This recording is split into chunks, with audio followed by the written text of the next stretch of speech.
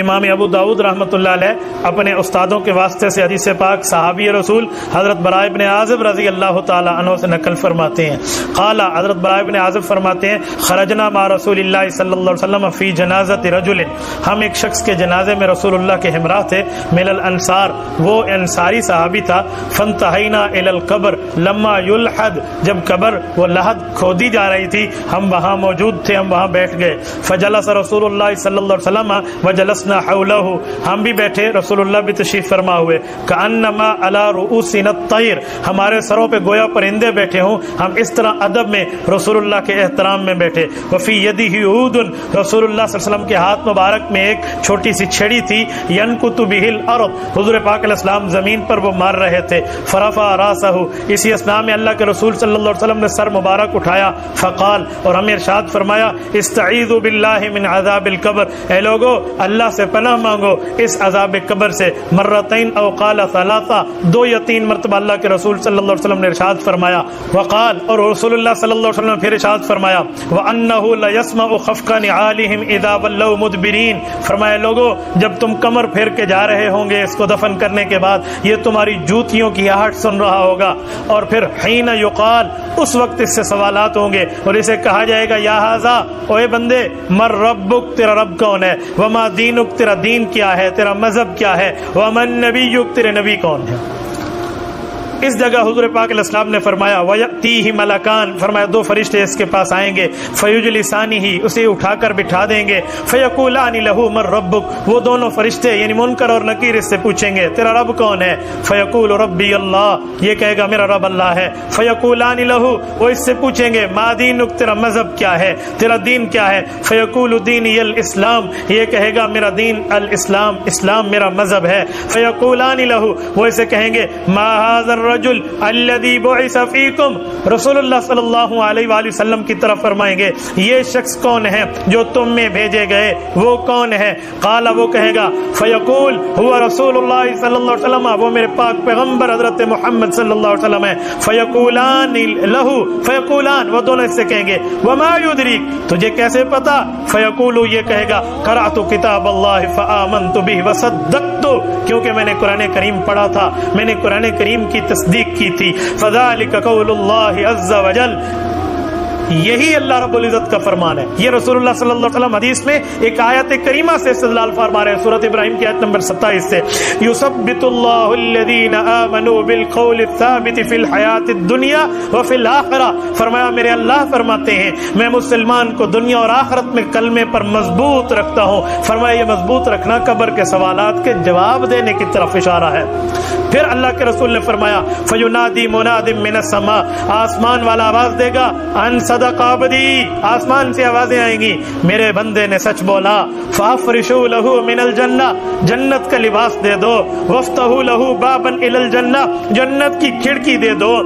اور اس کے بعد والبسوا من الجنہ، جنت کا لباس دے دو، قال، حضور نے فرمایا فیاتیہ من روحها وطیبها، جنت کی خوشبوئیں آئیں گی، جنت کی اچھائی اس تک پہنچے گی، قال ویفتح له فیها مد بصری، اور اس بندے کے لیے تا حد نگاہ قبر کو بڑا کر دیا جائے گا، قال، رسول اللہ پھر فرمانے لگے وَإِنَّ الْكَافِرُ، جو بندہ دین اسلام کا منکر ہوگا، فَذَكَرَ مَوْتَهُ، اس کی موت کو حضور نے ذکر فرمایا، اور پھر فرمایا وَتُعَادُ رُوحُهُ فِي جَسَدِهِ، اس بندے کی موت کے بعد قبر میں اس کی روح کو جسم کے ساتھ ملایا جائے گا، یعنی تعلق قائم فرمایا جائے گا، وَيَأْتِيهِ مَلَكَانِ، اس کے پاس 2 فرشتے آئیں گے، فَيُجْلِسَانِهِ، اسے اٹھا کر بٹھا دیں گے، فَيَقُولَانِ لَهُ مَن رَبُّكَ، اور اس سے پوچھیں گے تیرا رب کون ہے، فَيَقُولُ ہا، یہ بندہ کہے گا ہائے ہائے لا ادری، مجھے کچھ نہیں پتا، فَيَقُولَانِ لَهُ مَا دِينُكَ، اس سے پوچھیں گے تیرا مذہب اور دین کیا ہے،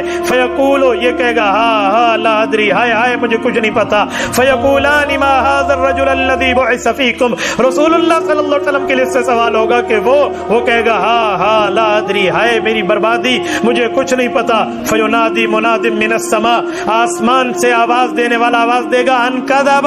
جھوٹا ہے، فافرشوا من النار، جہنم کا لباس دے دو، وَأَلْبِسُوا مِنَ النَّارِ جہنم کا لباس دے دو، اور وَأَفْرِشُوا مِنَ النَّارِ جہنم کا بچھونا دے دو، وَافْتَحُوا لَهُ بَابًا إِلَى النَّارِ اسے جہنم کی کھڑکی اس کی قبر میں کھول دو۔ قال حضور فرمانے لگے فَيَأْتِيهِ مِنْ حَرِّهَا وَسُمُومِهَا جہنم کی گرمی، جہنم کی گندی اسمیل اس کی طرف آئے گی، وَيُضَيَّقُ عَلَيْهِ قَبْرُهُ اور اس کی قبر اس پر تنگ کی جائے گی، حَتَّى تَخْتَلِفَ فِيهِ أَضْلَاعُهُ اس کی پسلیاں ایک دوسرے میں ملنا شروع ہو جائیں گی۔ آگے اللہ کے رسول فرمانے لگے قال ثم يقيض له اعمى ابكم اور اس پر ایک فرشتہ مسلط کیا جائے گا، گویا وہ دیکھنے سے اندھا اور اس کی چیخ اور پکار سننے سے بہرا ہوگا، معه مزربۃ اس کے پاس ایک گرز ہوگا، من حدید لوہے کا ہوگا، لو ضرب بها جبل لصار ترابا اگر وہ پہاڑ پہ وہ ایک گرز مار دے وہ پہاڑ بھی ریت ہو کر اڑنا شروع ہو جائے۔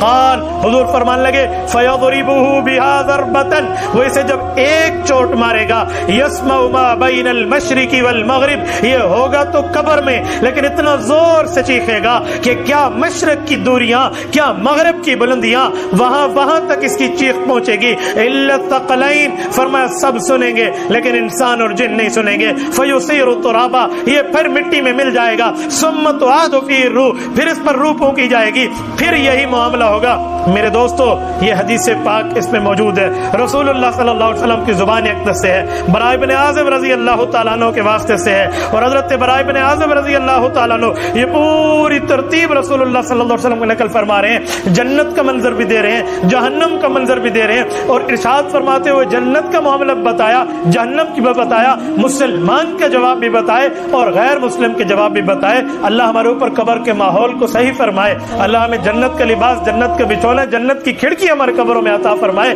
رب العزت اس گرز سے، اس ابکم اور اعمی جو ہماری چیخ سننے سے بہرا اور اندھا ہو انسانیت کی، اس سے اللہ ہمیں محفوظ فرمائے۔ اللہ ہماری قبروں کو اور اس سے پہلے تمام مسلمانوں کو اور اس کے بعد تمام مومنین مومنات کی قبروں کو اللہ جنت کا باغ بنائے۔